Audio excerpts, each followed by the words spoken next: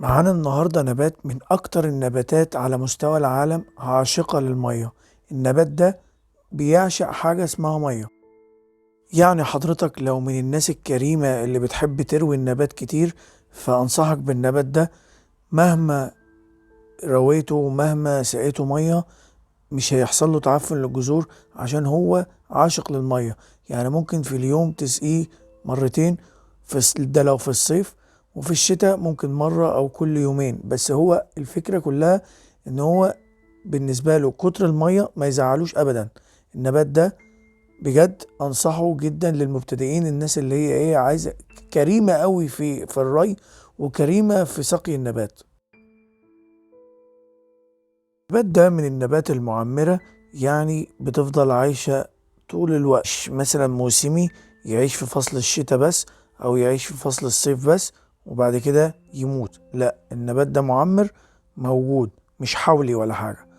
وطبعا أهم حاجة في فصل الشتاء ما نعرضوش لدرجة حرارة أقل من 10. يعني درجة الحرارة لو أقل من 10 ممكن النبات يموت منك.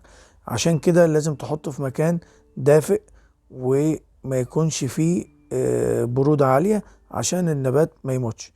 وأهم حاجة في الصيف برضو درجة الحرارة ما تعديش أكتر من 25 درجة مئوية عشان برضو النبات ما يموتش.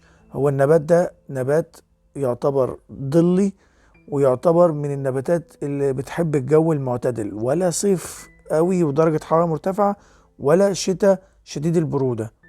وطبعا النبات ده من النباتات المحبة للرطوبة جدا جدا جدا. يعني طول الوقت حاول ان انت ترش النبات ده بالبخاخ عشان هو النبات ده محب للرطوبة. وحابب اقول لحضرتك ملحوظة مهمة جدا. النبات ده في فصل الشتاء اوراقه كلها بتتساقط. ده مش معناه ان هو مصاب او بيموت. لا، هو في فصل الشتاء الاوراق كلها بتتساقط وبترجع تنمو بعد نهاية الشتاء مرة تانية.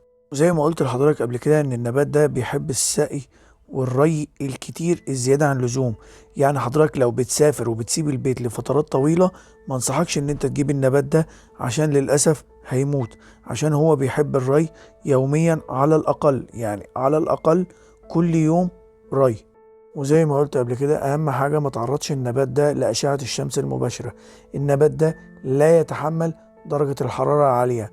النبات ده عايز مكان معتدل، ويبقى جنب شباك، جنب نافذة، في البلكونة، في مكان ظلي بيوصله إضاءة عالية. وأهم حاجة أهم حاجة ابعدوا عن أشعة الشمس المباشرة. ومن مميزات نبات السانشيزيا إن هو مزهر طول السنة.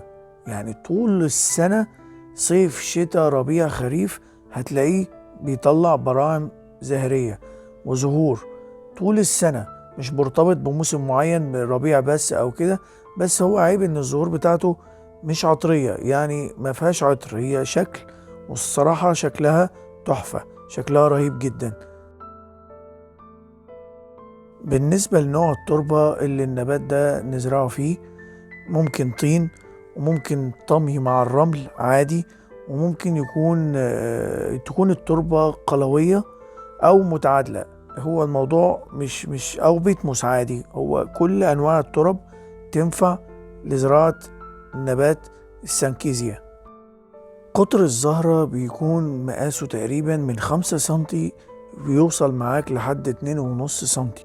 ألوان الزهرة بتكون أصفر وأحمر، طبعا حسب النبات وحسب نوع النبات. بس دي الألوان اللي النبات السانشيزيا بيطلعها. بالنسبة للتسميد زي ما احنا متعودين، التسميد ب NPK، السماد المتعادل المتوازن. بالنسبة للإكسار طبعا عن طريق العقل زي ما احنا متعودين وفي فيديوهاتنا اللي قبل كده. وبرضه ممكن عن طريق الورقة نفسها ممكن تجزر وتطلع نبتة جديدة. والطريقة دي عشان تعملها في فصل الربيع بس، مش في أي ميعاد تاني ولا أي وقت تاني.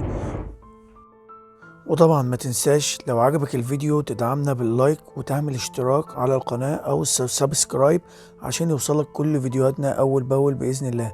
وما تنساش صندوق الوصف في كل الفيديوهات اللي عملناها قبل كده، لو حضرتك حابب ان انت تشوف الحلقات اللي قبل كده وفاتتك. طبعا النبات ده السانكيزيا والسانشيزيا هو محب جدا للرطوبة زي ما اتكلمنا قبل كده، زي نبات الجاردينيا وزي نبات الفوجير وكتير من النباتات اللي بتحب الرطوبة العالية. أنسب قصيص للنباتات اللي بتحب الرطوبة العالية دي القصيص الفخار. زي ما حضرتك شايف أنا نقلتها من القصيص البلاستيك حطيتها في القصيص الفخار عشان ده مناسب جدا للنباتات اللي غاوية أو بتحب الرطوبة العالية. مش معنى كده ان اساسي ويجب على الزرع او النبات اللي محب الرطوبة العالية ان هو يتحط في فخار، لا، هو القصيص الفخار اصلا مفيد جدا لجميع النباتات، بس بالاخص النباتات المحبة للرطوبة العالية. اولا القصيص الفخار فيه مسامات بتساعد على تهوية التربة، وبرضو القصيص ده بيحافظ على نسبة الرطوبة في التربة وما بتتخليهاش تتأثر بالعوامل الخارجية، عكس القصيص البلاستيك. القصيص البلاستيك لو شمس جامدة بيسخن، لو الجو برد بيبقى سقعان، الكلام ده. لكن القصيص الفخار بيعمل زي حاجز كده ما بين العوامل الخارجية والتربة، فبالتالي بيحافظ على الجذور وما بيخليهاش تتأذى من العوامل الخارجية. وطول ما هي فيها مسامات فهي بتساعد على تهوية التربة وتهوية الجذور عشان تخلي الجذر يمتص المية بمزاج وبروقان، مش زي البلاستيك. هو الأصح والأنسب القصيص أو الوعاء الفخار لجميع النباتات. هي بس من أكبر عيوبها إن وزنها تقيل جدا، يعني ما ينفعش إن أنت تحطها في مكرمية وتعلقها، هتقع وتتكسر. هو ده عيبها الصراحة، إن هي بتبقى تقيلة في إن أنت ممكن تعلقها. أو برضو عيبها برضو الرهيب إن هي لو القصيص ده وقع منك اتكسر وكل حاجة وقعت. ده برضو من أكبر العيوب اللي في القصيص الفخار. لكن كفوائدها الصحية فهي صحية جدا للنبات جدا جدا. يعني هو ليها إيجابيات وليها سلبيات. وعود نفسك مع النبات ده وانت رايح وانت جاي ترش عليه بالبخاخ على الورق أو تسقيه بالمية، وما تقلقش مش هيموت ولا هيجراله أي حاجة. هو النبات ده محب للمية، وبجد من أغرب النباتات اللي أنا شفتها في حياتي، بتحب المية بشكل شنيع. وما تنساش هستنى تعليقك عن الفيديو اللي تحب تشوفه المرة الجاية. ايه النبات اللي انت نفسك تعرف عنه تفاصيل، تعرف عنه كل حاجة؟ هتسيب كومنت بكل اللي انت نفسك فيه تشوفه الحلقة الجاية. كده انا خلصت الفيديو، والسلام عليكم ورحمة الله وبركاته.